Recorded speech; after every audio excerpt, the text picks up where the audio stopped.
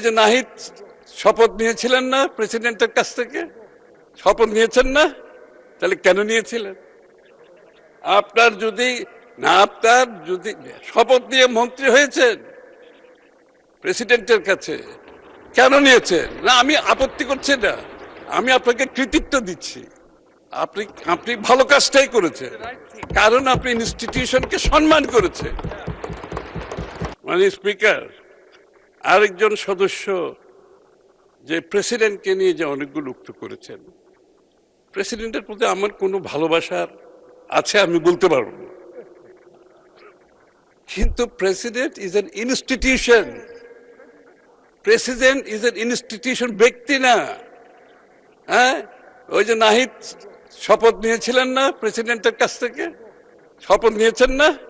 তাহলে কেন নিয়েছিলেন? আপনার যদি শপথ নিয়ে মন্ত্রী হয়েছেন প্রেসিডেন্টের কাছে, কেন নিয়েছেন? না, আমি আপত্তি করছি না, আমি আপনাকে কৃতিত্ব দিচ্ছি। আপনি ভালো কাজটাই করেছেন, কারণ আপনি ইনস্টিটিউশনকে সম্মান করেছেন।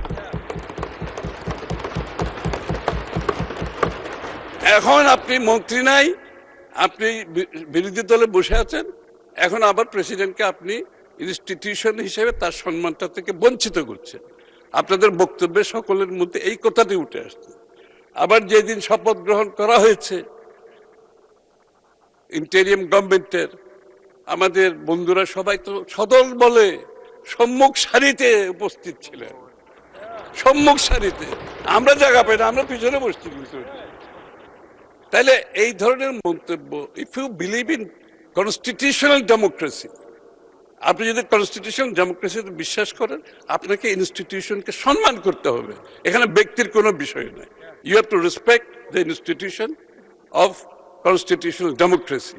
তো আপনাকে এটা নিশ্চিত করতে হবে।